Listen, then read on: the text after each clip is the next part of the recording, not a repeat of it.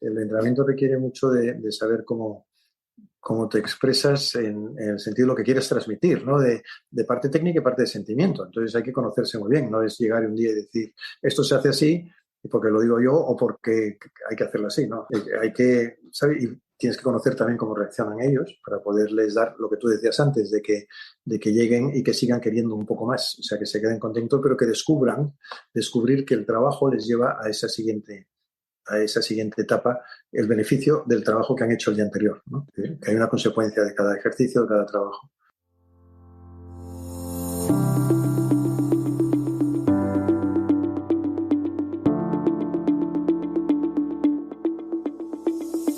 Hola a todos y bienvenidos a este nuevo episodio de The Modern Rider, el primer podcast ecuestre que reúne el deporte con el horsemanship. Un lugar especial para descubrir entrevistas inspiradoras a los mejores profesionales ecuestres para ayudarnos a convertirnos en mejores jinetes más conscientes y responsables. Hoy tengo el placer y el honor de recibir a un referente del deporte ecuestre español, Luis Álvarez Cervera. No pretendo llegar a resumir toda su carrera en esta introducción, pero sí os puedo comentar algunas cifras que hablan por sí solas. Estuvo compitiendo durante 55 años y cuenta con un récord de 6 citas en los Juegos Olímpicos, participando en una de ellas de manera doble, en salto de obstáculo y en completo.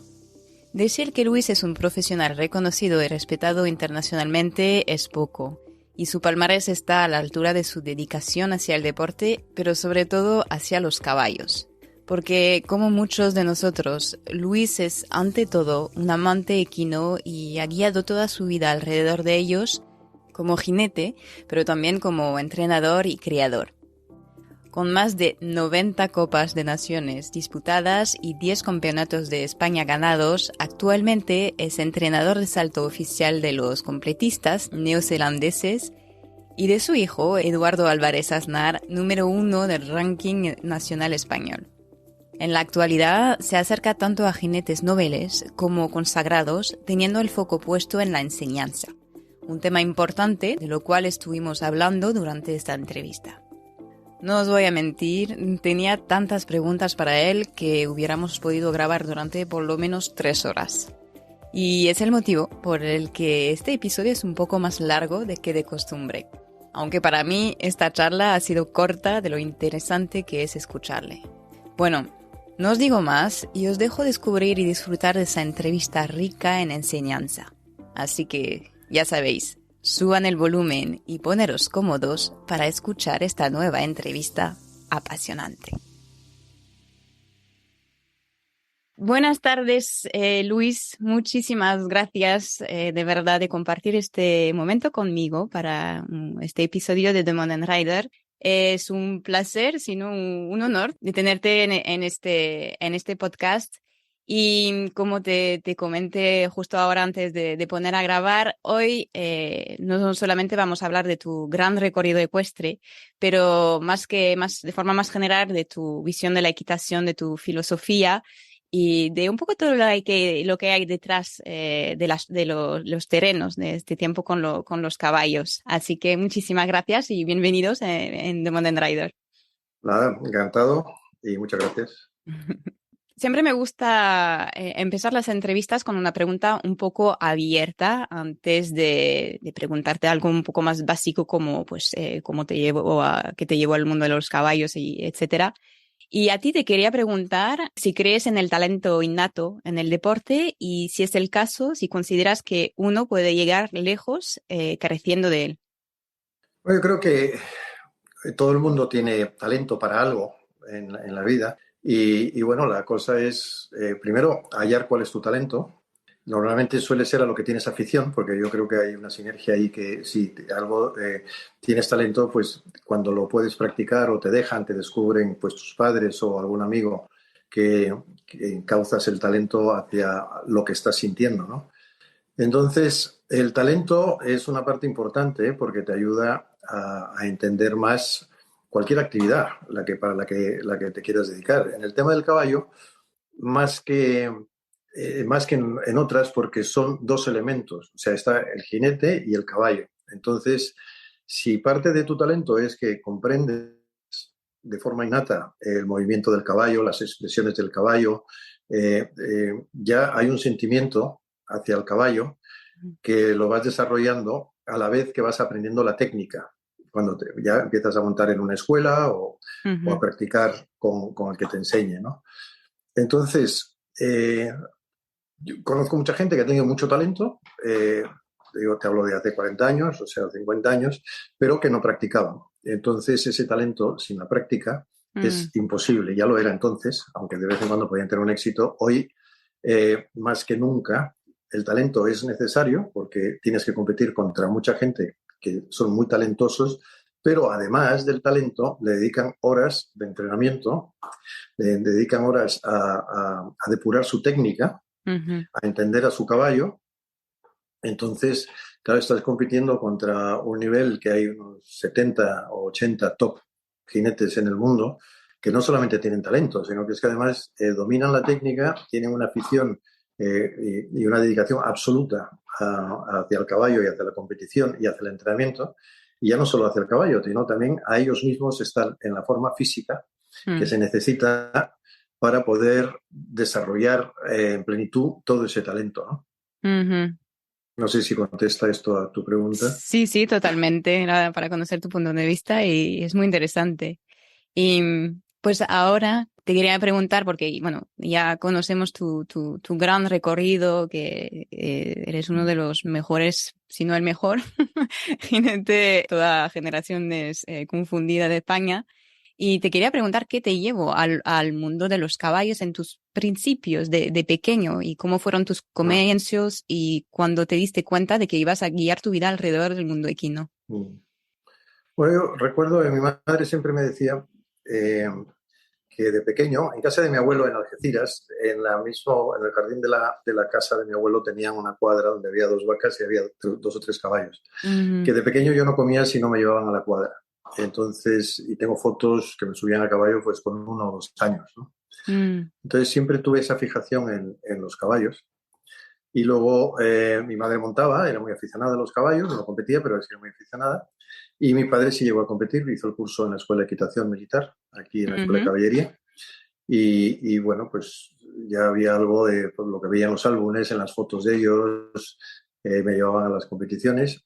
Y empecé a montar muy temprano en la escuela, se llamaba Escuela de Equitación y Polo, no, Club de Equitación y Polo del Salvador, salvadoreño. ujú, Pues en esa época vivíamos en San Salvador, yo fui ahí cuando tenía 3 años, y un oficial del ejército español fue allí, un compañero de mi padre, Diego del Alcázar, y fue como instructor, como profesor, y bueno, al ser amigo de mi padre, pues me cogió con mucho entusiasmo. Yo empecé ahí con 5 o 6 años, debuté pues aproximadamente con 8 años en competición, y bueno, pues yo creo que ya se fue desarrollando ¿sabes? Mi primera parte de aprendizaje. ujú, Luego vine a España en el año 59 y ya seguí en la escuela del Club de Campo, que ujú. entonces contaba con un profesor magnífico, se llama Antonio Álvarez, y de ahí sacaba una cantera de donde muchos de los que montábamos juntos llegamos a la alta competición, ¿no? Como fueron pues, de la familia Arango varios de ellos, Alfonso Segovia y sus hermanos que también compitieron. Alfonso Segovia compitió al altísimo nivel, ¿no? Fuimos grandes rivales en la pista. Y bueno, Maya Graset, campeona de Doma también. O sea que salió de un núcleo del club de campo que montaron no necesariamente con callos, ¿sabes? Eran callos de picadero, ¿no? Pero Ujú, sí nos enseñaron muy bien una base. Yo creo que esa base luego nos ayudó en la siguiente etapa, cuando fuimos cambiando de entrenador o desarrollando más conocimientos, pues de tener una base muy sólida que nos sirvió luego para no solamente mejorar nuestra equitación, sino mejorar caballos. Es decir, aprendimos a trabajar los caballos, ¿no? ujú. Pero cuando lo cuentas, fue como casi una vocación al final. ¿Te planteaste hacer otra cosa o solamente fue esto? Bueno, en esa época, digo que te hablo, estaba en el colegio, o sea, yo montaba pues, Sí, los sí. jueves por la tarde, sábado y domingo. Ajá. Y algunas veces tuve la suerte de poder montar en un sitio militar que había en Madrid, que es la Escuela de Estado Mayor, que Ujú, está cerca de la calle Princesa, en la parte de atrás, detrás del colegio de los jesuitas de Areneros. ujú, Y había un oficial, también compañero de mi padre, que algunas veces podía ir me daba clases y me enseñaba a montar pues a partir de las 7 de la tarde, cuando terminaba el colegio. con Ujú, luz de noche. Entonces siempre que podía, pues me escapaba. Sí, sí, había una devoción, ¿sabes? Por mm, intentar montar lo más posible, ¿no? ujú. Y ya cuando dejé el colegio, pues dije, bueno, pues me tengo que dedicar a esto, ¿no? ¿Sabes? De lleno. Sí, Y fue lo que hice, ¿no? qué bien. Y a lo mejor puede ser que sea una pregunta un poco difícil porque hay muchos años, un gran recorrido, pero ¿tienes un recuerdo ecuestre especial, o sea, de los muy más felices, algo que recuerdas de todos estos años? Bueno, yo creo que siempre quizás los primeros recuerdos suelen ser los que más te imprimen, ¿no? Algo Ujú, y se te queda, ¿no? Yo creo que cuando gané el primer campeonato de España con un caballo que se llamaba Pampur, que además yo había montado desde joven, prácticamente desde el final de los 3 años, y bueno, pues fue un caballo un poco, ¿sabes? Creado en el sentido deportivo, ¿no? ujú, Por mí y fui con el que más aprendí.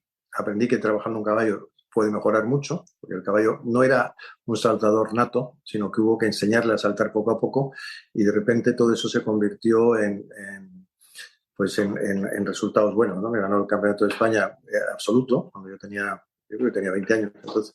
ujú, Y luego pues me ganó un Gran Premio de Barcelona, Gran Premio de Sevilla. Entonces fue un producto combinado de aprendizaje mío con cómo entrenar a un caballo y también el resultado de que cuando uno casi si te empeñas, ¿no? En hacer algo, lo consigues, ¿no? El gallo hubo que trabajarlo mucho, a ver, hubo que mm, convertirlo en un poco, si quieres, tipo vago, aunque era pura sangre, era un poco vago, era fuerte. Entonces empecé con trabajos que me había recomendado antes. Eh, yo monté mucho tiempo con el coronel Ordovás, que luego fue general, que fue un gran jinete del equipo español, olímpico, y todo eso. Y me enseñó mucho a hacer trabajos en el campo. En el campo, en el club de campo donde yo montaba, teníamos al lado la casa de campo, que es un sitio excelente para entrenar por las cuestas. Hay cuestas arriba, mm, cuestas abajo. Entonces practicábamos mucho en un caballo que le faltaba, tenía muy poco equilibrio, estaba hecho muy alto de atrás y muy bajo delante, entonces se ujú, desequilibraba. Y me enseñó a hacer ejercicios pues, bajando cuestas, subiendo cuestas, que propiciaban el propio equilibrio del caballo. Con lo cual ya era un aprendizaje de que hay algo más añadido a otras cosas que pueden ser muy técnicas o solamente de saltar, sino crear un atleta, ¿no? Y entonces el ujú, caballo, ahí descubrí que un caballo cuando lo tienes musculado y a la vez flexible y domado, pues aumenta todas sus posibilidades, ¿no? En aquella época mm, la gente no domaba tanto los caballos, lo dejaba todo un poco más natural a ir todo seguido y galopando. Y este caballo, por su falta de equilibrio, necesitó mucha doma, mucha doma. Era capaz, pero lo aceptaba muy bien, tenía muy buen carácter. Entonces era capaz de hacer cambios de pie al tranco, eh, alargar y acortar perfectamente, era obediente y luego con la forma física que le pude dar a través de todos estos trabajos en el campo, pues conseguí un caballo que en lugar de hacer 1,30 pues hacía 1,50, ¿no? mira, ¿cómo se llamaba? ¿Cuál era? Pampur, Ah, vale, era sí. un caballo criado por el duque de Alburquerque, corrió Ujú, una sola carrera que quedó último y lo compró un aficionado del club de campo que fue mi primer, como si dijéramos, patrocinador, ¿no? Un propietario que ujú. creyó en mí, él no montaba, pero era muy aficionado y me apoyó mucho en esa época. Y entonces, pues eso es lo que se me queda grabado eso porque fue lo que me lanzó un poco Ujú, si quieres, a la palestra de que luego la federación se fijara en mí y después de eso ya vinieron caballos federativos, en fin, todo ese tipo de ayuda. ujú. Es interesante porque es algo que se ve en mucha entrevista que hago, que muchas veces hay un punto de cambio, de inflexión, no sé cómo se De dice. inflexión, sí, Sí, sí, sí. exacto, con un caballo un poco más complicado por una razón o la otra, que sea física o mental y que hace crecer mucho y que hace pensar un poco más allá de lo que sabemos. Así que lo veo muy interesante también Claro, de tu experiencia sí, sobre eso. Y sí. cuando ibas a competir, ¿tú tenías alguna rutina al llegar en el sitio donde ibais a concursar? No sé si tenías algún ritual o si aún sigues teniendo como entrenador. Bueno, yo cuando montaba lo primero me gustaba es ir a ver la cuadra, cómo estaba, ¿no? Ver Ujú, que los caballos estaban bien instalados. Es decir, muchas veces los boxes luego ya se ha reglamentado más, pero no eran los ideales, ¿no? Pues primero ver que estaba todo perfecto, que no hubiera nada con el que el caballo se pudiera hacer daño en el box, un clavo o algo, ¿sabes? Ese tipo de cosas. Y luego ver que estuviera bien aireada. Yo siempre he sido un maniático de que los boxes tienen que estar aireados, Ujú, entonces que tuviera buena ventilación. Y bueno, fijarme primero en los caballos al llegar al concurso, temperatura, en fin, todo eso, que estuvieran bien, ¿no? Si hubieran ujú, bebido, si hubieran tal, que tuvieran la piedra de sal, que tuvieran todo lo necesario. Y luego, sí, en el sentido ya de que iba a influir más en la competición, es el reconocer la pista. Conocer la ujú. pista de ensayo, ver cómo era el suelo, ver qué tipo de... Y eso ya me hacía tener si quieres, una especie de postura mental de decir, bueno, la pista está pesada, pues va a haber que trabajar de otra forma, la pista está más dura, pues también intentar muchas veces que eso se arreglara, ¿sabes? Es decir, forzar a que se Sí, pudiera sí. arreglar con los jinetes. Y luego reconocer la pista de salto, como era, bueno, antes había pistas muy grandes, con inclinaciones, pues Ujú, conocer el terreno, ¿no? Porque cuando te haces imagen un poco de la geografía que tiene una pista, cuando tenían a lo mejor altos y bajos, había pistas grandes como puede ser la de Fontainebleau, la de Hicksted, ujú. que tienen caída y tienen Sí. subidas, pues conocer ese tipo de pistas sí es importante para ver también qué tipo de ramplón le pones al caballo, o sea, tener, más que un ritual era una especie de conocimiento previo de lo Ajá. que tenías que hacer, ¿no? Y todo eso sí, cuando voy a entrenar, sí que lo veo. Por ejemplo, si voy ahora, cuando entreno gente de completo, más que nada mucho eso, pues si vamos a entrenar una pista que me parece un poco sólida, pues Ujú, tengo mucho cuidado con los caballos de más edad de que no repitan muchos saltos, sino ser consciente de que un caballo con más edad pues tienen más problemas al recibirse en estas pistas modernas que tienen mucha, por ejemplo, parafina ujú, para fijar la arena, entonces tienen menos soltura al recibirse y los caballos viejos lo sienten. Entonces, intentar favorecer que eso no pase, haciéndole menos ejercicios o menos repeticiones. ujú, Pues ese tipo de cosas, sí, es ujú. importante ver dónde está la carencia también, el tipo de obstáculos que hay, también para que sean obstáculos que a los caballos los invite a saltar. En los entrenamientos yo prefiero siempre trabajar en la confianza, darles Ajá. confianza a los caballos, que quieran ellos sentirse bien. Ujú. Y imagino que sí, es un poco lo que dices ahora, pero en estos años cambiaron pues, los recorridos. Es más complicado hoy o...? Son diferentes, Ajá. sí, ha cambiado todo, han cambiado los recorridos, pero también han cambiado los caballos.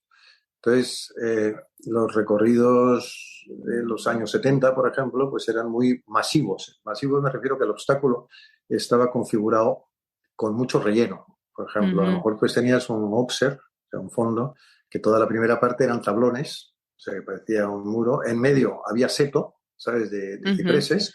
Y luego atrás algunas veces había un tablón también, ¿sabes?, no una barra. Y muchos óxeres tenían dos barras detrás, incluso hasta las triples barras tenían dos barras detrás. Entonces, y eran muy anchos. mm, Entonces, la técnica era diferente porque tenías que galopar bastante.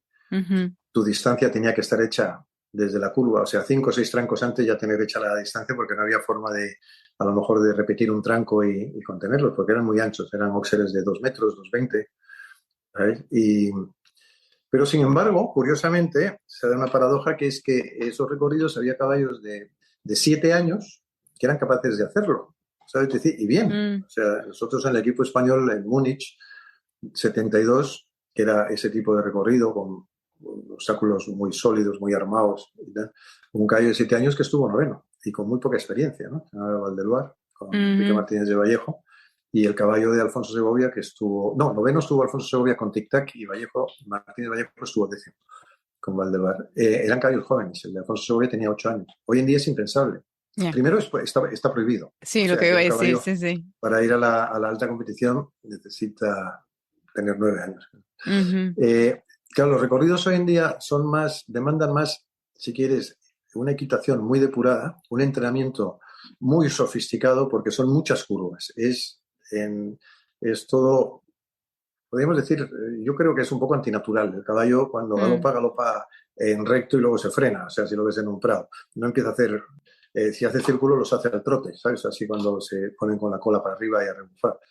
Y hoy en día estás haciendo en los recorridos unos círculos y unas vueltas muy, muy cerradas, Ujú.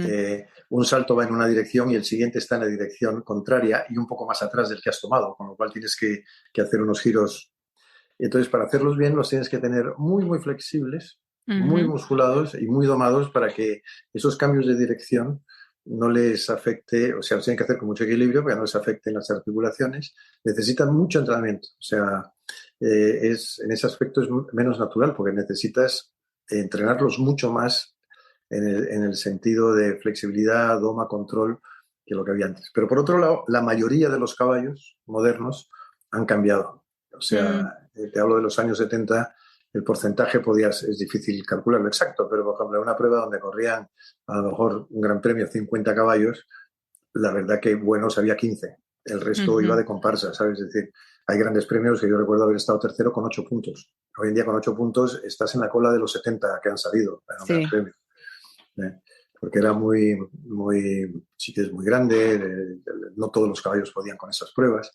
Y hoy en día la calidad, yo creo que el desarrollo genético que se ha generado en los últimos años ha sido muy, muy importante. O sea, empezaron, pues que yo sepa, pues yo creo que los alemanes con todos sus Verbands, ¿no? De Hannover, Ujú. Holstein, Westfalia, todos estos, a tener unos caballos muy selectos. Francia también tuvo muy selectos y luego cambió también a mezclar razas, porque el francés al principio era solo con caballos franceses, Ujú. aunque muchos de sus caballos han sido jefes de raza en Alemania, como fueron toda la línea esta de Cordon Labruyère, que ha dado Caletto, todo esto, y Furioso 2, también de Ujú. origen francés al principio. Eh, se ha ido desarrollando muchísimo la genética, es decir, que era yegua buena saltadora con padre buen saltador. Claro. Antiguamente se criaba pues con una yegua que fuera medio de fuerte y grande con un pura sangre. Entonces Ujú. el índice de repetición de una yegua pues era menor, ¿no? O sea, es decir, o de una cruza y se daba cuenta cuando ya tenía muchos años. Hoy en día los potros ya se presentan saltando casi de foal. Hay subastas de foal donde saltan los foals y ya Sí, se ve sí. que el salto es innato. O sea que genéticamente se ha conseguido un caballo que salta bien.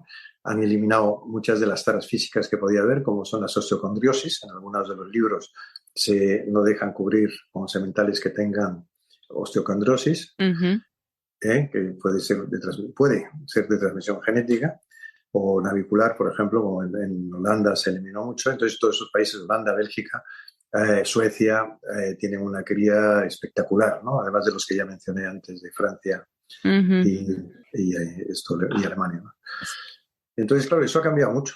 Son caballos hechos para saltar.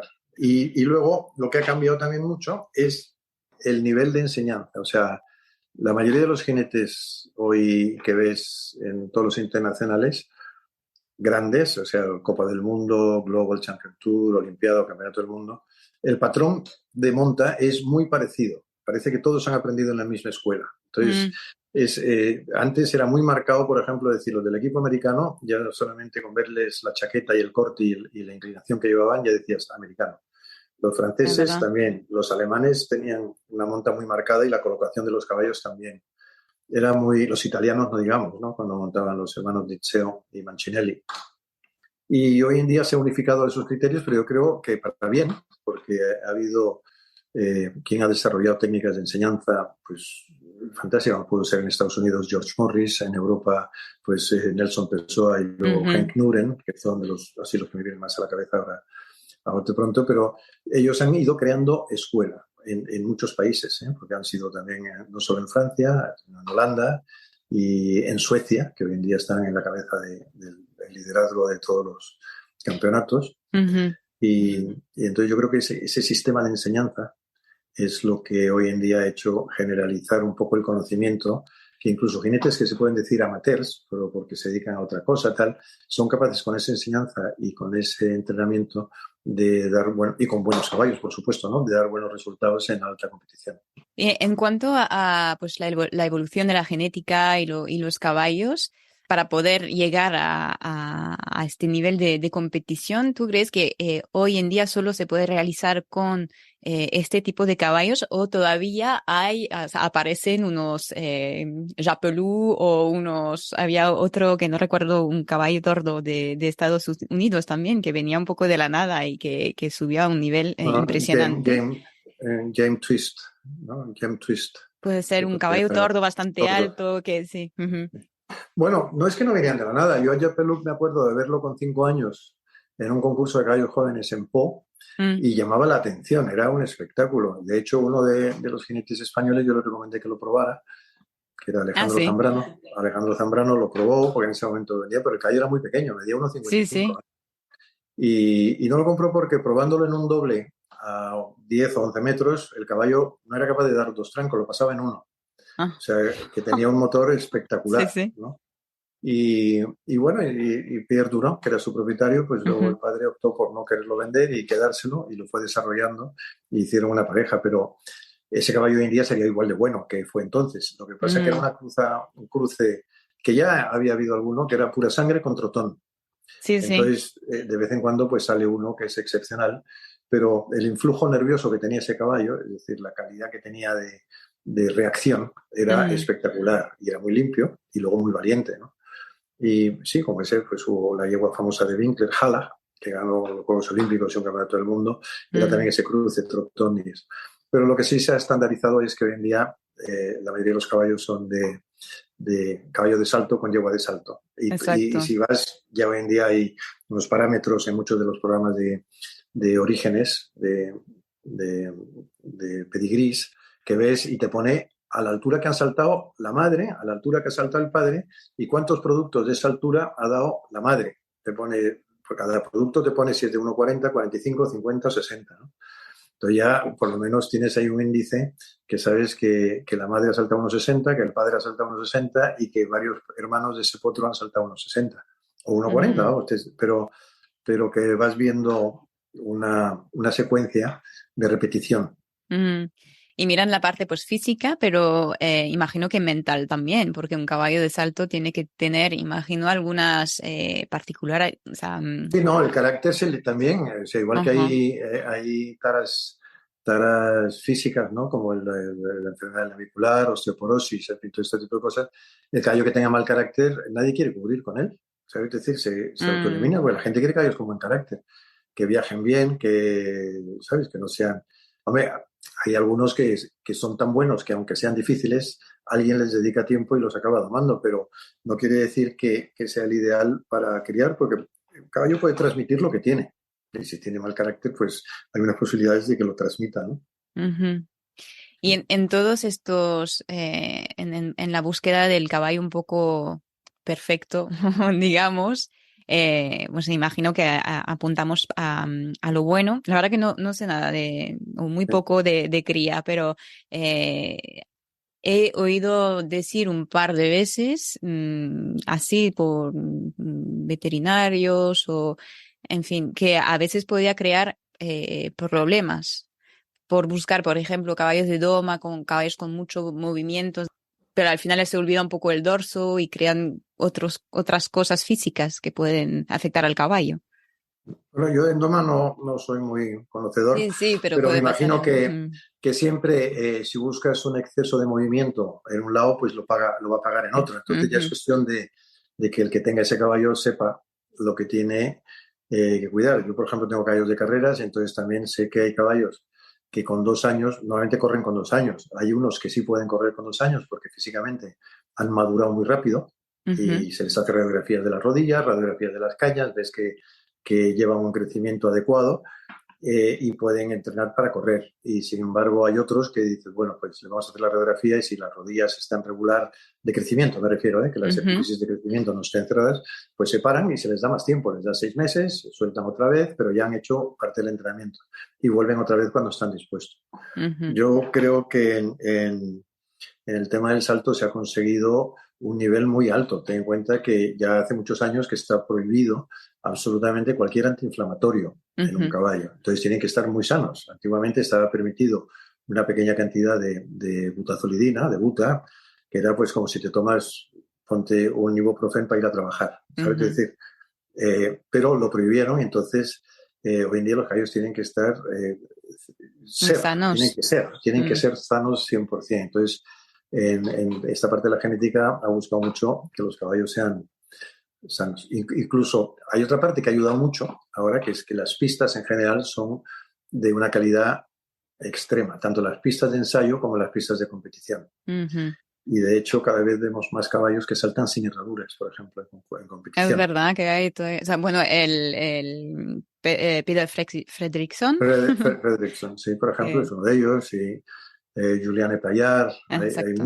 muchos tienen caballos de sin herraduras, lo cual quiere decir que las pistas hoy en día son en general muy bondadosas con el tema del caballo, ¿no? Mm, El tema de la pisada del caballo. O sea, sí, sí. se analiza todo, ¿eh? Analizan todo, el rebote que tiene, la elasticidad que tiene, están muy, muy cuidados esos temas. Y entonces Mm, está llegando a una altura que es muy grande, el campeonato del mundo pues ha sido enorme, unos 60, pero es que si lo ponen 10 centímetros más grande yo creo que lo siguen saltando. Son ah, caballos y sí. jinetes, sí, sí. Se ha llegado a que yo creo que hoy en día está por encima tanto la cría como la técnica casi de lo que se está saltando. Pues tienen que Mm, poner muy complicado para que haya derribos. Entonces juegan mucho con una distancia larga, una distancia corta, el efecto óptico, ¿sabes? De que sí. confundan al caballo, porque los jinetes resuelven bien los problemas y los caballos también. Y hablando de los jinetes, ¿qué es para ti un buen jinete y, o sea, cuáles son las principales cualidades que debe de tener, según tu experiencia? Bueno, yo creo que el primero que tiene que tener es afición, ¿no? Sabes que le guste el caballo. No Ujú. solo ser piloto. Hay jinetes que son muy buenos, pero son solo pilotos. Entonces necesitan en su equipo a alguien que les cubra esa parte que les falta, que es decir, había pues, un jefe de cuadra, un jefe de mozos que le dice cómo está el caballo, que le dice esto, de tal, que le aconseja. Pero con mucha gente porque no tiene el tiempo de hacerlo todo entero, o la afición. Yo creo que hoy en día el 90% de los jinetes que compiten son las dos cosas, o sea, están encima de sus caballos desde el punto de vista de alimentación, de verle los herrajes, de revisar todos los días ¿sabes? Las cuatro patas del caballo, el dorso, ver cómo están antes de trabajo. Son muy, muy concienzudos en todo su trabajo. Y bueno, yo creo que lo primero es tener afición y tener dedicación plena tanto a tu caballo y al deporte como a lo que es pura competición. Es decir, porque luego cuando vas a competir tienes que intentar ganar. ¿Sabes? Exacto. Y entonces, bueno, pues ahí es como tienes que usar la energía de tu caballo, la tienes que administrar para que pueda llegar a ganar y luego también decir cuándo tiene que descansar para que lo pueda volver a hacer otra vez después. Mm.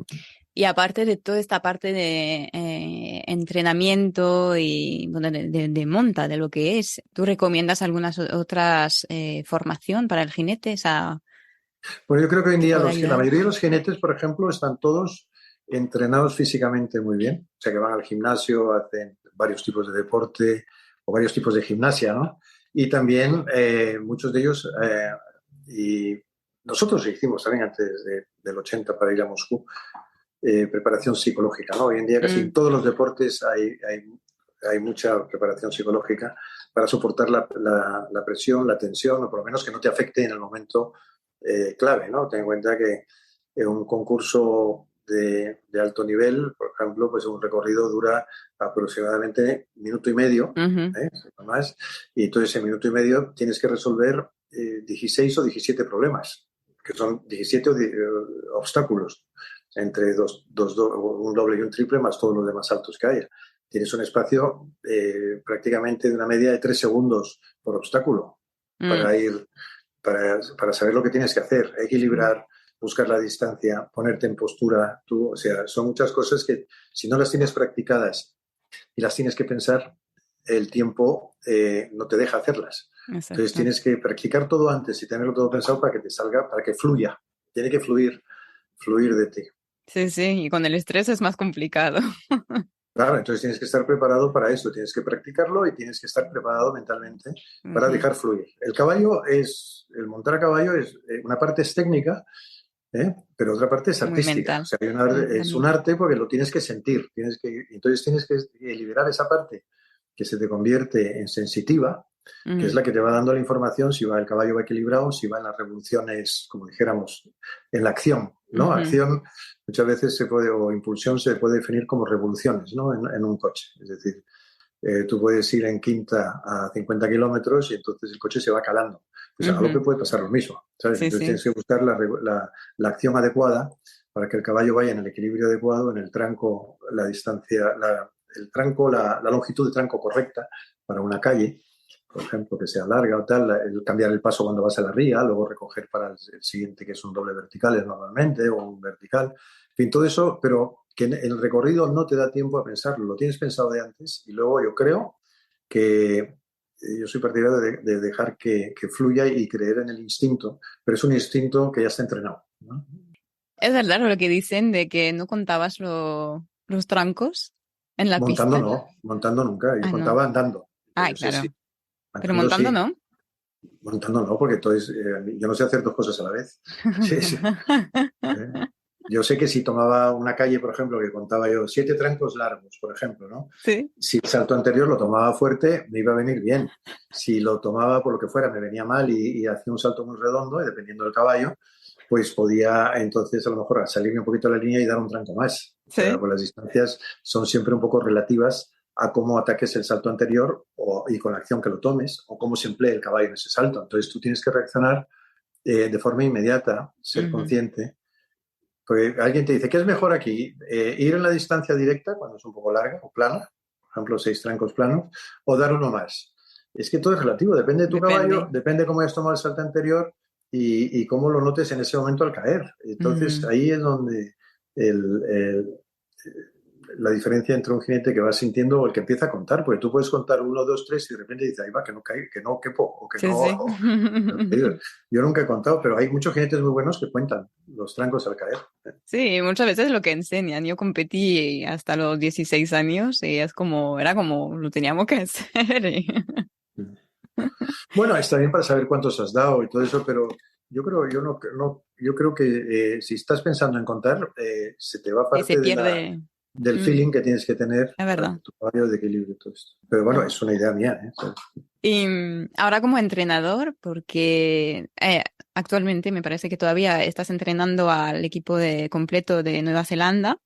Sí, he estado Y hasta ahora, lo que pasa es que no he podido ir al mundial porque he estado mal, sí, estaba sí, enfermo y no podía ir, pero vale. está entrenando. Sí. Y te quería preguntar cómo organizas tus planes de entrenamientos y cómo haces para que tanto los caballos como los jinetes, el binomio, siga motivado a medida que van avanzando. Bueno, yo con ellos entreno según el planning que se hace. Casi a final de temporada de este año ya se hace, me mandan el planning del año siguiente Ujú. con todo, porque claro, estos tienen que hacer un día cross, otro día doma, otro día salto. Yo entreno el salto nada más.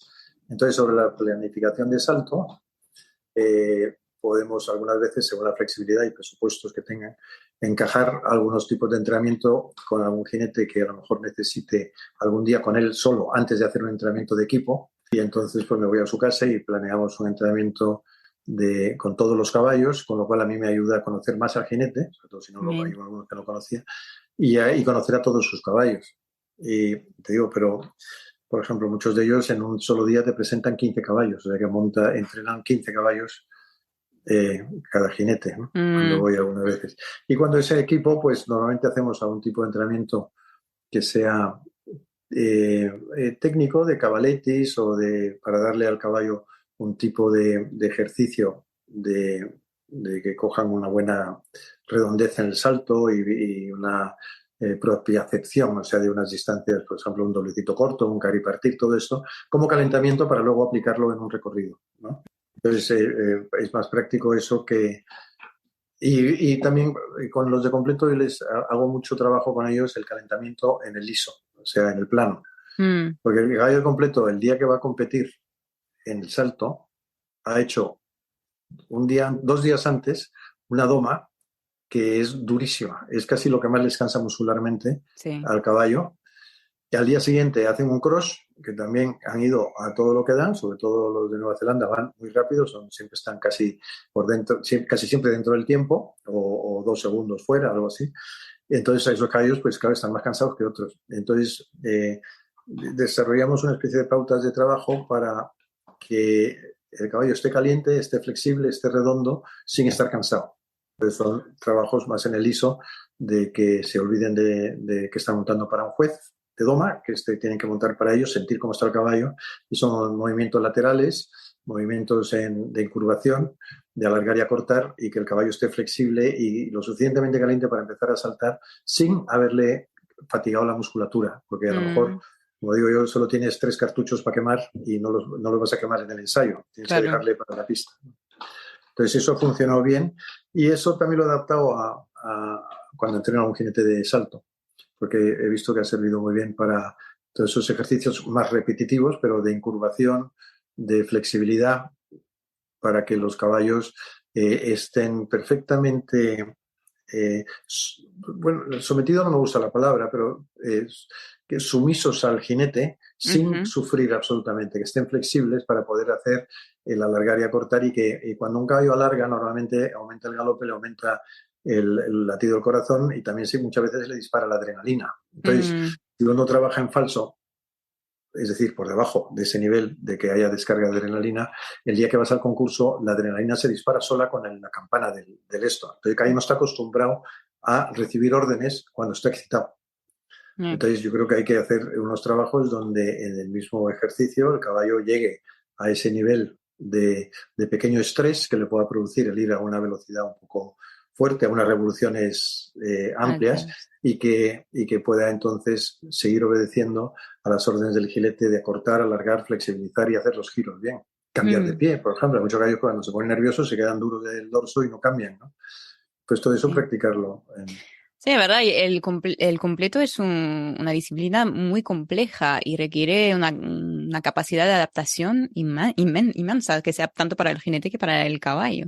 Sí, sí, te das cuenta de mucho. Yo en el completo sí aprendí un poco mucho del caballo, de la energía que tiene un caballo y lo que aguanta. Yo en la época que corría completo todavía era el formato antiguo, donde el día de la prueba de fondo, que es el día del cross, la primera era una marcha al trote de 3.500 metros, que servía para calentar, ibas ahora mismo no recuerdo, si eran 270, 300 metros por minuto, por ahí, 270 creo. Llegabas directamente al steeplechase, que eran otros 3.500, 3.600 metros, y calculabas para llegar siempre medio minuto antes, o sea, tenías que tener muy tabulado y marcado cada kilómetro y cada 500 metros después al final, para llegar con un minuto, que le dabas un minuto de recuperación, y empezabas el steeplechase, que lo haces aproximadamente a 700 metros por minuto, y eran 12, 14 obstáculos, y después de eso tenías aproximadamente, en algunos de ellos, 10, 12 kilómetros de trote, que era la marcha larga. Y después de eso, que ya habías acumulado aproximadamente 17 kilómetros, tenías el cross, que había 10 minutos se llamaba 10-minute break, y entonces ahí les tomaban la temperatura a los caballos para ver si recuperaban. Entonces si llegabas con 40 grados de temperatura y el tipo de pulsaciones, te lo tomaban cada 2 minutos y entonces antes de darte el visto bueno de poder seguir, tenía que haber bajado. Si de 40 iba subiendo, no te dejaban salir, ¿vale? Y ahí empezabas el cross, que pues era aproximadamente 12 minutos de cross, ¿no? 8 kilómetros. Es impresionante, ¿eh? Es muy Entonces, claro, impresionante. ahí ves cuando el nivel de entrenamiento, cómo regular los entrenamientos y las pautas de descanso. Tan importante es el entrenamiento como los descansos, para que los caballos estén con ganas de hacerlo. Es mucho mejor un caballo que esté al 90%, pero con ganas de más, que un caballo que esté al 100% y sin ganas.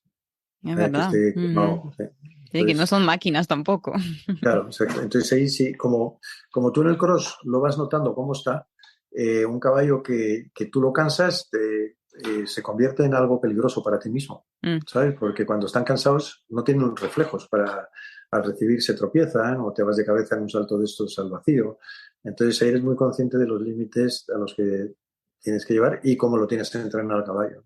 Exacto. Es muy deporte, es muy deporte.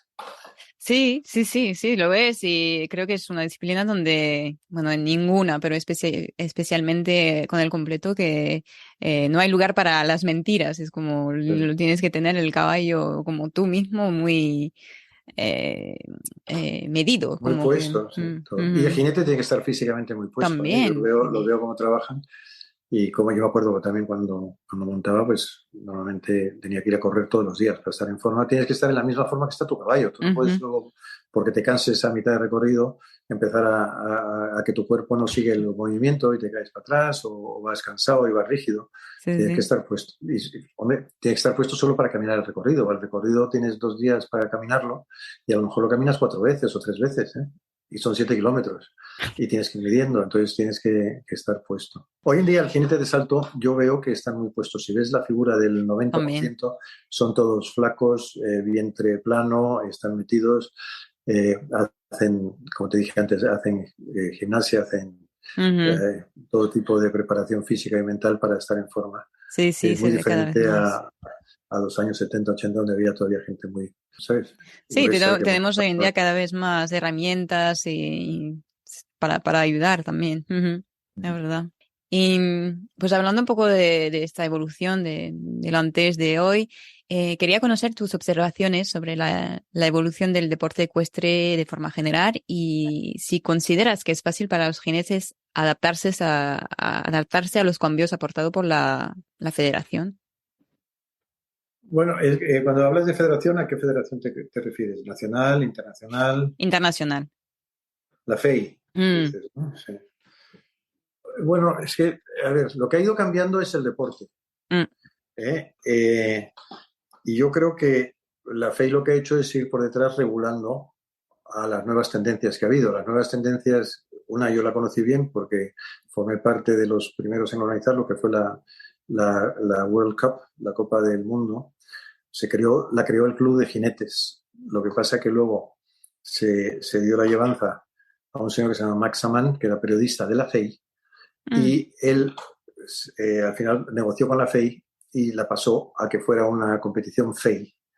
Entonces, por ejemplo, eso fue una nueva adaptación que fue la temporada de invierno. Antes había concursos de invierno muy buenos, tal como ujú, Dortmund, Hannover, París, tal, pero casi todos esos concursos importantes pasaron a formar parte de la Copa Volvo, que era la Copa del Mundo, ¿no? World Cup mm.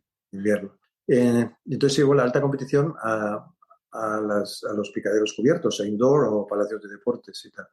Y yo creo que los jinetes se adaptaron muy rápido a todo esto, por lo primero porque había un gran interés económico, aparte Ujú, si quieres, luego también mediático, porque se televisaban muchos, tenían mucho seguimiento y hubo bastante patrocinio en ese tipo. Entonces, los jinetes se van adaptando a cualquier cambio. O ha habido muchos jinetes que fueron de esa época, ¿sabes? De los años 80 y que luego han seguido siendo buenos después. Se han ganado grandes premios ya en la época moderna de concursos modernos, ¿no? Entre mm. ellos, por ejemplo, puedes citar a Michel Robert, ¿no? ¿Sabes? Que ha seguido ganando incluso la final ¿cómo se llama? De la Champion Global Tour, ¿no? Que Ujú, ganó, no sé, así con 60 y tantos años, con 67. Pero es otra vez un jinete trabajador, un jinete con talento, un jinete que le ha dedicado a la hípica como si fuera una religión, es como si fuera un sacerdote sí, sí, de la equitación, ¿no?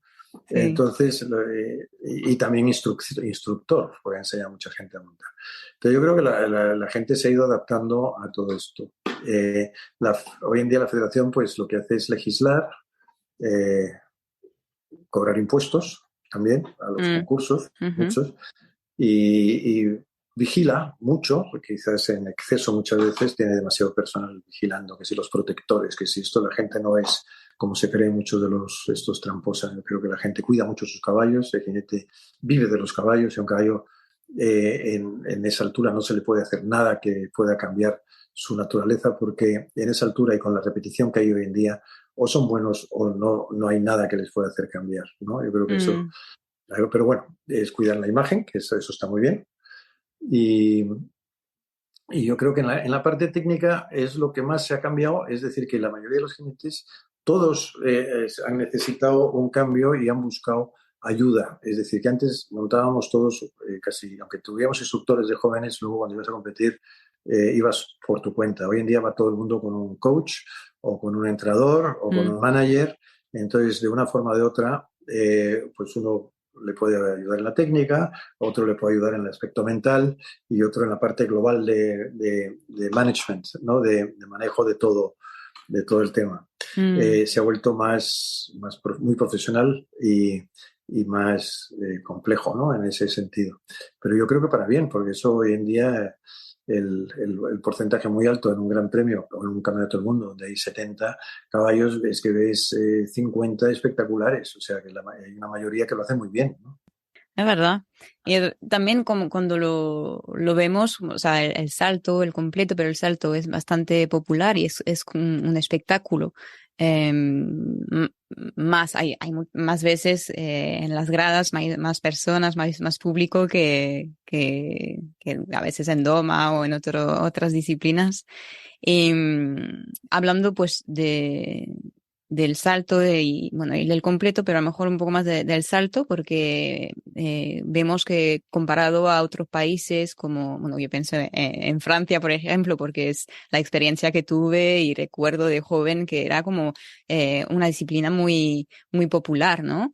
Y, y es algo que no veo en España. Hay mucho más lugar para la doma clásica, que ni es bien o mal, pero es una pregunta que me hacía y te quería preguntar, pues, tu opinión sobre esta diferencia y a lo mejor qué se podría hacer, qué opinas para que sea esta disciplina más asequible o cómo la podríamos desarrollar, ¿no?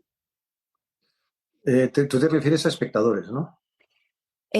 Como lugar en la ¿Cómo Federación participar? Nacional, por ejemplo, en los eventos que pueda haber o jinetes, es verdad que veo mucho más lugar para la doma clásica que para la disciplina del Bueno, salto, por ejemplo.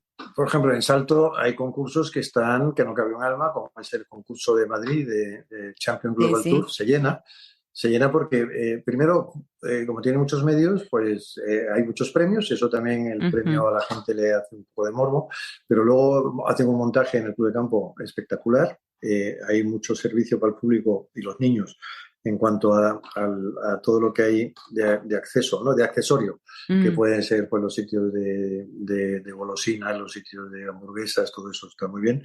Luego, la parte VIPs, que está también es cara, y sin embargo hay cola para comprar las mesas, ¿sabes? Y ujú. la participación también.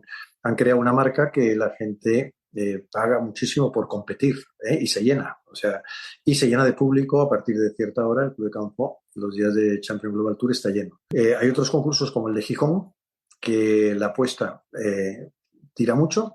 Yo llevo años sin ir, pero bueno, sé que siempre se ha llenado y es un público que tiene gran afición al caballo también y a los jinetes y hacen seguimientos y tienen libritos donde hacen sus notas de este caballo gana la prueba de caza, este caballo es para la potencia, este caballo es para la prueba de dobles, o sea, hace tal y porque siempre había el tema de la apuesta, ¿no? Ujú. Y sin embargo, hay tanta competición ya en España, porque es muchísima la competición que hay, que no hay público para todo. O sea, es decir, porque ahora mismo hemos tenido una competición que a mí me parece milagroso que se siga haciendo y que tenga éxito la competición en sí, que es la de Ancades. Entonces, sin embargo, no hay público porque solo va el que le interesan los caballos jóvenes, pues porque quiere hacer un seguimiento, porque quiere comprar un caballo joven, pero que hoy en día también por internet hacen todo el seguimiento, ven los caballos y luego si hay algo que le gusta van y lo ven directamente. Mm, Es sin público, pero sin embargo un éxito deportivo de participación y de organización, ¿no? Así ya está muy bien.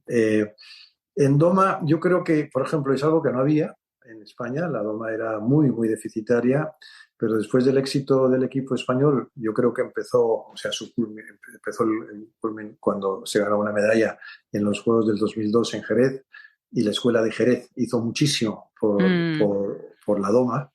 No solamente el show de Álvaro Domecq, que era fantástico y que acercó mucho todo ese aspecto a Europa y a Europa la trajo aquí a verlo y es algo espectacular, pero sí desarrolló la doma y bueno, yo creo que lo que hicieron en Jerez fue espectacular, ¿no? Con Ujú. Beatriz Ferrer Salat y los dos profesores de la escuela en ese equipo que ganó una medalla y luego fueron medallas subsecuentes en otras Olimpiadas, Campeonatos de Europa. Entonces todo ese boom que ha afianzado la doma pues hay muchos aficionados. Yo creo que España tiene hoy en día muy buenos jinetes de doma y muchos aficionados y Es verdad. patrocinadores. En salto, pues ya te digo, yo el concurso en Barcelona, por ejemplo, se llena la final de la Copa de Furisilla, creo que es ahora Sí, la sí, de en un par de Naciones, semanas, sí, sí. para semanas, eso se llena de público, lo han llevado muy bien, está muy bien gestionado, Ujú. hacen un espectáculo, escena, en fin. Yo creo que hoy en día todo esto conlleva un poco que tiene que haber un profesional del montaje circense, ¿no? Como si dijéramos, Sí, de sí. decir, atraer al público. Sí, sí. En participación no hay problema. En España hoy en día es muy difícil que un concurso nacional si no tienes matrícula a tiempo, que te quedes, que entres, porque hay Ah, exceso de gente que quiere participar, mira. sí, en la competición, me refiero. Eso es a lo que te referías antes, por ejemplo, de eso, tal. Sí, porque es verdad que yo tenía la imagen de, por ejemplo, el campeonato de Francia, que se organiza en el Parque Ecuestre de Francia, de la Motte de Vron, por ejemplo, que es como, es enorme y es como y hay mucho salto, muchos jóvenes, muchos niños. Y yo participé ahí de los 12 a, sí, como 2 años consecutivos, 12, 13, No, 14 o algo así. Y, y era un muy buen recuerdo, pero también el lado popular, que había un poco no, de todos los niveles, no era era asequible, ¿no? Y, por ejemplo, asistí en el campeonato de Pony hace unos años que lo organizó las cadenas y no, bueno, va evolucionando, ¿no? Pero era un ambiente distinto y con menos gente. Por eso un poco me refería. sí, sí, puede ser, ¿no? Claro, hombre, que en Francia la tradición hípica es tremenda, ¿no? Y hay mucho aficionado y mucho profesional. O sea, que en Francia creo que hay cerca de 75.000 puestos de trabajo fijos en el tema Sí, del sí. caballo. Entonces, si es en Fontainebleau, por ejemplo, la final de los gallos jóvenes o Campeonato de Francia, se desplazan de todas partes de Francia, de Normandía, del este, de la Manche, de todos lados, del suroeste, gente del caballo solamente para ver el Campeonato de Francia de caballos jóvenes y el Campeonato absoluto, ¿no? Pero aquí antes los concursos nacionales tenían mucho público, si quieres local, eran en hípicas, normalmente, pues te puedo nombrar la de Salamanca, la de Valladolid, la de hípicas que eran clubs cívico-militares, aunque eran Ujú. militares, pero bueno, pero era durante las ferias de la ciudad. Entonces, claro, había un ambiente festivo, había un ambiente social, ¿no? Es decir, Sí. que atraía público. Ujú. Ya estos concursos que se organizan ahora, muchos nacionales, que empiezan a las 8 de la mañana, en sitios un poco descampados, ¿sabes? Que hay muchos sitios que sí tienen de todo, pero hay sitios que no tienen lo necesario. Aunque la entrada sea gratis, pero no tienen una restauración que te sea apetecible, no tienes donde colocar a los niños para que se diviertan un rato con juegos, Ujú. eh, que haya cuartos de baño bien, en fin, todo eso, que no haya tanto polvo, todo eso que te puedas asentar cómodamente. Es Pues verdad. eso lo hace más difícil, porque hay muchos concursos de promoción ahora en día, bueno, de promoción, concursos que son un negocio, porque la gente paga por ir a los concursos por montar, enseñar lo que sabe hacer. Hay concursos de Exacto. 3 estrellas, de 2 estrellas. Pero los grandes concursos así con espectáculo, pues mira, Barcelona, Madrid, Gijón, todos esos pues tienen su buen público, ¿no? Es verdad. Em, tengo un par de preguntas más antes de hacerte las que suelo hacer a cada invitado al final de las entrevistas. Quería aprovechar también para preguntarte, porque estamos hablando, pues, eso de los profesionales, de todo el tema sí, del sector ecuestre, pero de las profesiones. Y quería conocer tu opinión, pues, acerca del sector profesional ecuestre en España, en sus distintas ramas y de su evolución. Me parece que todavía, aunque haya muchos esfuerzos para aportar tecnificación y mejorar un poco, ¿cómo decir?, los conocimientos y la transmisión. ¿Cómo lo ves? Y si crees que de una forma o la otra se podría seguir mejorando. Bueno, yo creo que siempre todo es susceptible de mejora, ¿no? Y en este caso Sí. más, porque no existe escuela, ¿sabes? No Ujú. existe una escuela. En España hubo una escuela muy buena, de la cual nos beneficiamos algunos, pero yo muy joven, porque ya estaba casi, bueno, en los últimos años, ¿no? Que era la escuela de equitación militar, la Mm. escuela de caballería, donde había una formación muy buena y los que la impartían eran unos profesores de primer nivel, Ujú. jinetes olímpicos, ¿no? Los últimos que yo conocí pues, fueron Enrique Martínez de Vallejo, Alfonso Guipo de Llano, y bueno, conocí también anteriores como el coronel Ordovás o Domínguez Manjón, que eran jinetes de primerísimo nivel, y con una vocación de enseñanza brutal, aparte de ellos haber sido bueno. Eso desapareció. Y yo recuerdo, por ejemplo, en otro tema, que lo voy a traer a colación porque ayer vi una entrevista muy interesante de Carlos Alcaraz, nuestro recién número uno del mundo en tenis. Y viendo eso, yo me acuerdo que como en los años 70 o por ahí, ¿sabes? A principios de los 70, un director del Consejo Superior de Deportes, creo que era Benito Castejón, nos habló a la hípica, al equipo antes de ir a la Olimpiada, de la necesidad de una escuela. Entonces dice, hemos tenido un gran éxito formando las escuelas de tenis, que se han empezado a formar en Cataluña, en todo el Levante, Baleares, todo eso. Y fíjate la cantidad de tenistas que hay hoy en día en España, que son fenomenales, y aparte ya no es solo eso, sino que vienen algunos de fuera a formarse en las escuelas que hay aquí de los tenistas nuestros. Entonces, la escuela es fundamental, o sea, la academia de esto.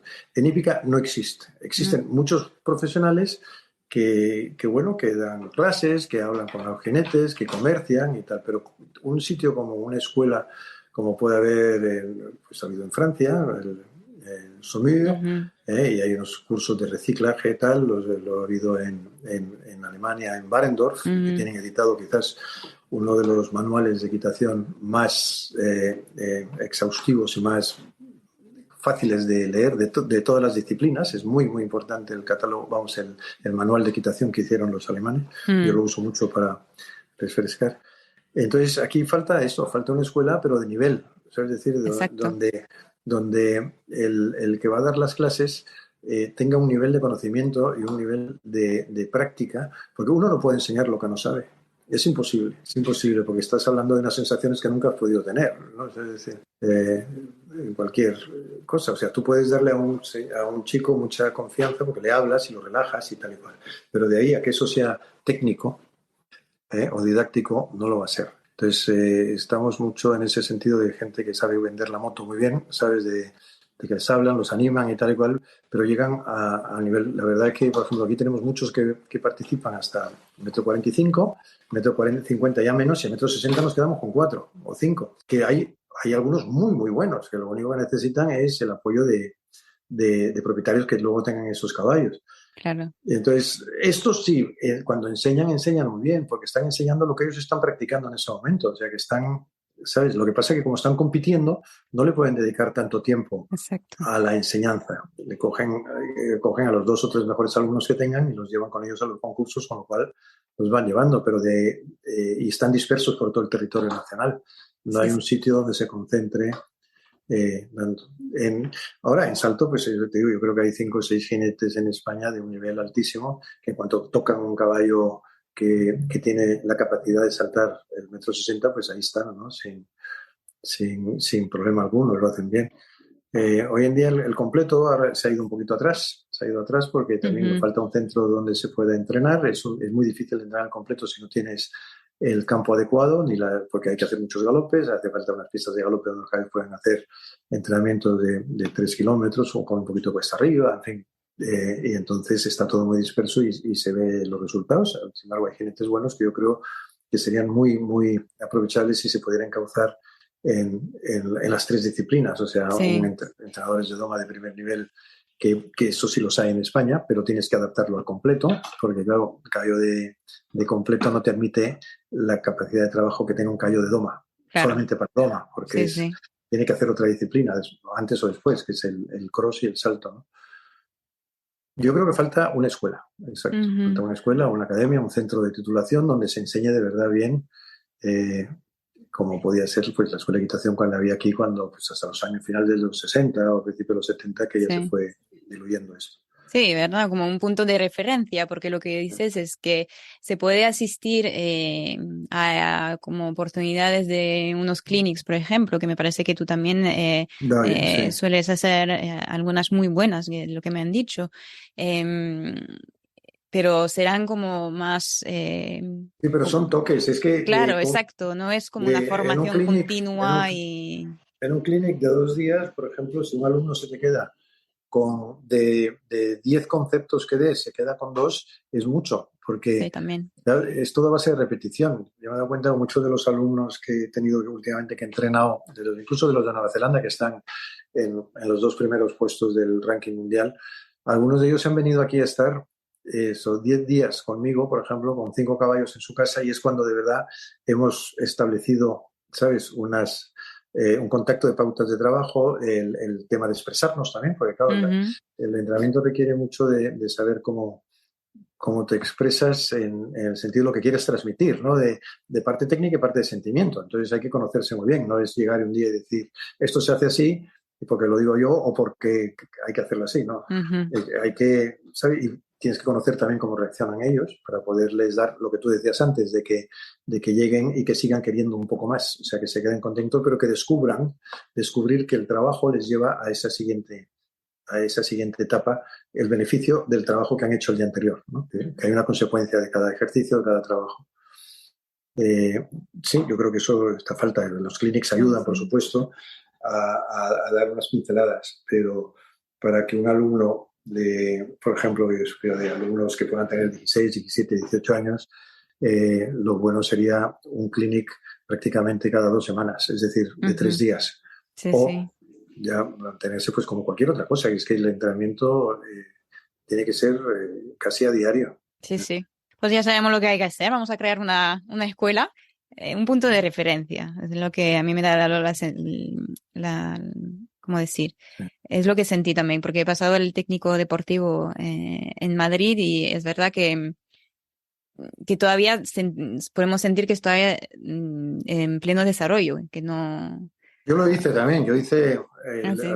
hasta el tercer nivel, lo hice no hace muchos años, lo hice en Segovia, en el CECIL, Mm, y la verdad que me fue muy útil, digo, porque en parte era esto, la parte de salto y de entrenamiento y caballos yo la conocía, pero sí hay métodos de enseñanza muy interesantes que nos dio un profesor de INEF, por ejemplo, mm, eh, cómo motivar, ¿cómo se llama? El influjo negativo que puedes dar por gestos, que no hay que hacerlo, o sea, como, está muy bien, porque los métodos de enseñanza están muy bien, cómo usar la voz, la inflexión y explicar antes lo que vas a hacer de clase y por qué lo quieres hacer, para que ujú. el alumno entienda. O sea, hay cosas que son muy útiles, pero claro, luego tienes que saber cómo hacerlo en la práctica. Exacto. Es decir, porque si no lo has practicado, eh, por mucho que te aprendas la letra, ¿sabes? Luego la música no te sale. Es verdad. Hay que estar en el terreno. Gracias, gracias por tu, tu respuesta. Pues ahora te voy a hacer una última pregunta antes de terminar con las últimas que hago a cada invitado. Como te decía antes, Domain Rider tiene como ambición de reunir el deporte con el horsemanship. No sé Sí. si es un término que te habla, pero para ti, ¿cuál sería tu definición del horsemanship o de un buen horseman? Bueno, yo creo que es un término inglés, Ujú. claro, que hombre de caballos, ¿no? Es la Exacto, traducción sí. literal. Entonces quiere decir, es alguien que conoce el caballo por dentro y por fuera, es Mm, decir, y que está preocupado, pues, cómo está el caballo, o sea, que sabe leer el caballo, lo ves en el campo, en el prado, lo coges, lo llevas a la cuadra y estás constantemente leyendo, ese caballo está contento, ese caballo está así, el herraje lo tiene de una forma, está pisando mal, hay que corregir el estiércol está hablando, está echando grano entero, no digiere bien, rechina los dientes, en fin, son mil cosas que cuando eres un hombre de caballos te viene innatamente cuando estás viendo, pero tienes que estar abierta a esas puertas, ¿sabes?, mentales, de que te absorbes. Y eso mismo, cuando tienes 20 caballos en la cuadra, pues lo haces con todos, tienes que mm, verlo. Entonces, tú puedes tener un programa de decir, mañana me toca hacer este trabajo con el caballo.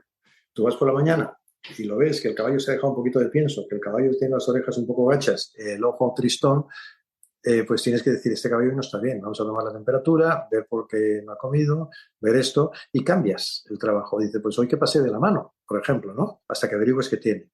No ceñirte a un programa que sería puramente, ¿sabes?, programático, sin haber estudiado cómo está el caballo. El hombre de caballo es el que sabe eso. También sabe otras veces que el caballo, bueno, pues no te está dando lo que tiene y cómo motivarlo para hacerlo, que muchas veces pues es cambiarle el ritmo, dejarle que coja más velocidad, ponerlo contento, ¿sabes?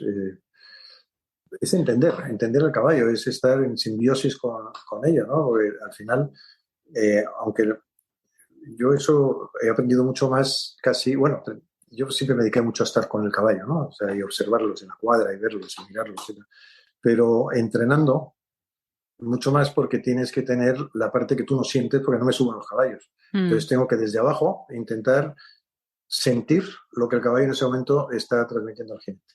si va con la boca dura, si va rígido, si va con las orejas o mirando para atrás al jinete, para corregir enseguida, decir, mira, el caballo va atento a ti, pero no va atento a lo que está haciendo delante, ¿no? O sea, dejarle un poquito más que el caballo vea dónde va.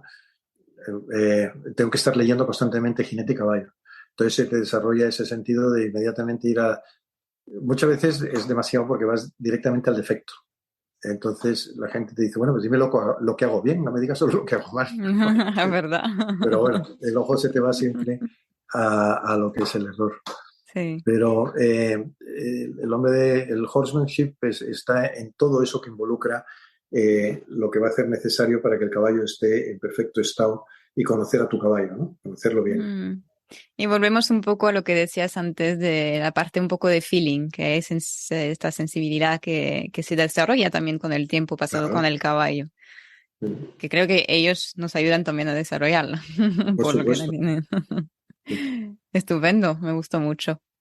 Em, pues ahora toca estas preguntas, son cinco, no, sí, cinco pequeñas. Em, la primera que suelo preguntar es si tuvieras la oportunidad, si cambiarías algo de tu trayectoria ecuestre hasta ahora. Bueno, ya es tarde para cambiar. Es tarde. ¿Eh? Bueno, nunca se pueden realmente, pero si tuvieras Bueno, la oportunidad, ¿hay algo que cambiarías? me hubiera gustado un poco saber lo que sé ahora cuando lo podía ejecutar. ¿Sabes a lo que me refiero? Mm, Haber claro. estado más adelantado porque muchas veces perdí mucho tiempo primero por no ser selectivo con algunos caballos, ¿no? Porque Ajá. muchas veces me empeñaba en darle el máximo trabajo a un caballo tal y conseguías que llegaran un día bien, pero si no están en ese nivel, pues te pueden dar un día, pero no todos, ¿no? En eso. Y luego haber enfocado mejor pues algún tipo de conservar algún caballo que vendí cuando, Mm, bueno, por necesidad, para algunas cosas de pago, de tal que tenía que hacer, cuando a lo mejor pues ese caballo me pudiera haber llevado a tener más éxito en algún campeonato o en alguna ujú. olimpiada. Vale. Bueno, lo que sea aparte, pero bueno, dentro de todo creo que puede ser estar muy orgulloso de todo tu recorrido que no es muy impresionante. Em, ¿Hay algún mensaje que te gustaría compartir con la comunidad ecuestre? Pues yo creo que en general es un poco un resumen de todo lo que he contado antes, ¿no? Ujú, Afición, conservar la afición. La afición está enfocada no solo a competir, sino afición al caballo. mm, Ser consciente y estudiar el caballo, sabes de todo esto y ver que esté bien cuidado. Y luego que el jinete se aplique a sí mismo lo que le va a pedir al caballo, ¿sabes? Que sea exacto. consciente primero que el caballo es un atleta y que él es el administrador y el entrenador de ese atleta. Entonces tiene que estar en las mismas condiciones y entenderlo a él como a su pupilo, ¿no? Que lo Mm, está entrenando y hacerlo de forma, digamos, que sea justa para el caballo, ¿no? ujú, perfecto. Em, bueno, no sé si escucharás, pero si hay alguna una persona a quien te gustaría recomendar para un futuro episodio de The Modern Rider, alguien que Bueno, podría entrevistar.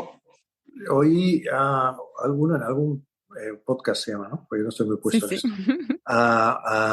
A Peder Fredriksson, al que Ay, conozco me porque encantaría, sí. entrenamos juntos en una temporada antes de Barcelona, porque él corría completo. Entonces, Ah, no y sabía. teníamos el mismo entrenador en Inglaterra, un Ujú. sueco llamado Lars Sederholm.